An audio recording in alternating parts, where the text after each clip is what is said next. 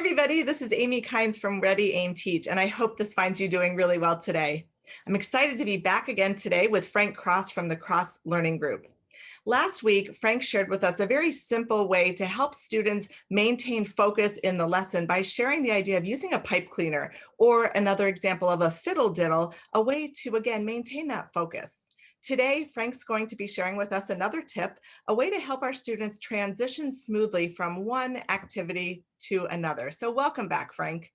Thanks, Amy. Hi, everybody. So yeah, in our larger course, we're going to talk about four big ideas, right? The first big idea is that ADHD is a biological disorder. Most of us are taught or experience it as a behavioral disorder, but it's actually a biological disorder with very predictable behavioral consequences. And because we can predict them, that means we can prepare, right, and respond to them. And ADHD students with the right supports, we know from research, can in fact succeed. And there are multiple strategies to utilize. So today's strategy goes to the issue of time orientation. You may have noticed, for example, that ADHD students tend to have a hard time focusing on things that they really don't enjoy doing, or that are chore oriented or are boring to them. Yet on the other hand, a video game or something that's fascinating to them, they can focus for a long time. And for many people, that paradox is really troubling. I know that kid can focus because I've seen them do it. And so this is a concept known as time orientation. And time orientation is the ability to track the passage of time without a device. And kids without ADHD developmentally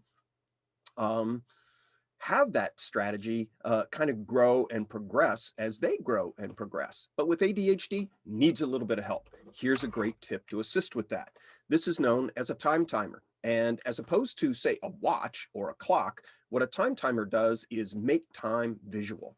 So, for example, if I wanted a student to know that in 15 minutes, we're going to transition from reading stations to our math course, and the student has struggled with that in the past because they maybe love reading, but math, not so much, this can be very helpful because instead of having to track in my head 15 minutes, I can simply watch the time timer.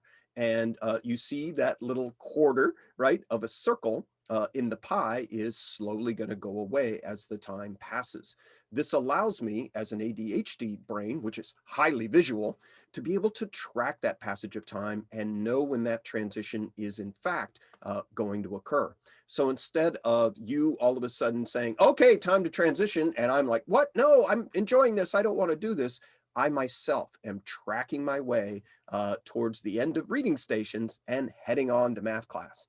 In addition, what this does cumulatively over time is allow my brain to develop that same skill of time orientation that those non-ADHD brains develop almost as a natural course. So another example of the variety of strategies that we're going to learn together in our upcoming ADHD course. Thanks so much, Frank. It's so powerful to think about, the different things that sometimes we kind of take for granted if we don't have ADHD, that just come naturally to us. And so having that visual representation of what time looks like is really powerful. So I appreciate that. Thank you. So we're excited. Our course, it's called the ADHD Brain: What Works, What Doesn't, and Why. And one of the powerful things that participants have said about this is how eye-opening it is to see that ADHD just means the brain is different. It's not bad. It's not damaged. It's just simply a different brain. And we celebrate that in the course. And so we're excited to bring it back to you. It's going to be on November 14th and 15th.